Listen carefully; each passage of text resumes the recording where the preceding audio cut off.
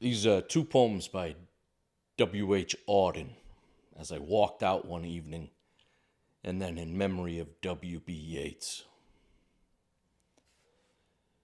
As I walked out one evening, walking down Bristol Street, the crowds upon the pavement were fields of harvest wheat, and down by the brimming river I heard a lover sing, under an arch of the railway, love has no ending.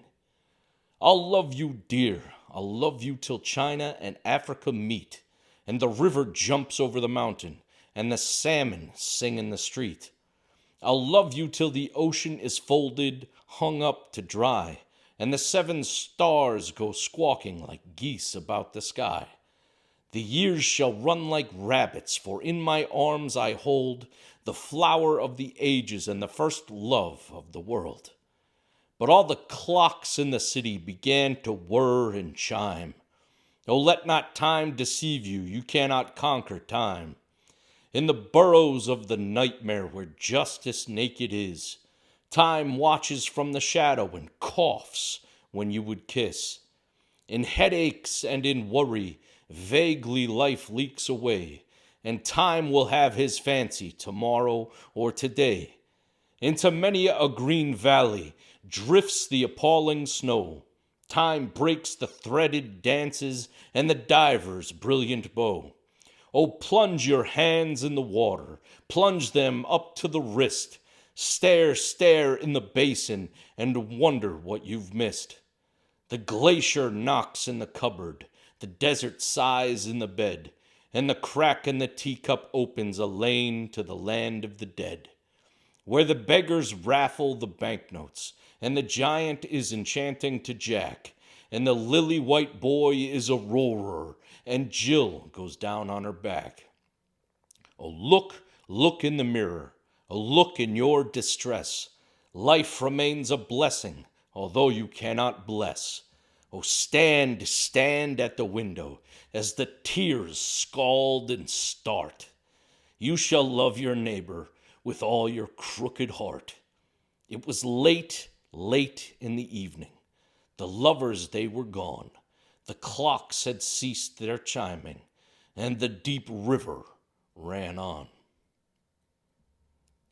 In memory of W.B. Yeats. He disappeared in the dead of winter. The brooks were frozen, the airports almost deserted, and snow disfigured the public statues. The mercury sank in the mouth of the dying day. What instruments we have agree, the day of his death was a dark, cold day. Far from his illness, the wolves ran on through the evergreen forests. The peasant river was untempted by the fashionable quays. By morning tongues, the death of the poet was kept from his poems. But for him, it was his last afternoon as himself, an afternoon of nurses and rumors. The provinces of his body revolted, the squares of his mind were empty, silence invaded the suburbs, the current of his feeling failed, he became his admirers. Now he is scattered among 100 cities and wholly given over to unfamiliar affections, to find his happiness in another kind of wood and be punished under a foreign code of conscience. The words of a dead man are modified in the guts of the living.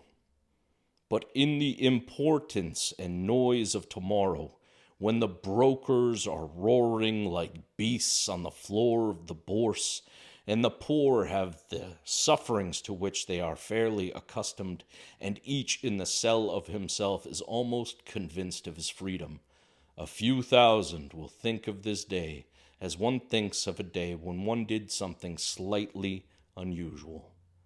What instruments we have agree. The day of his death was a dark, cold day. You were silly like us. Your gift survived it all. The parish of rich women, physical decay.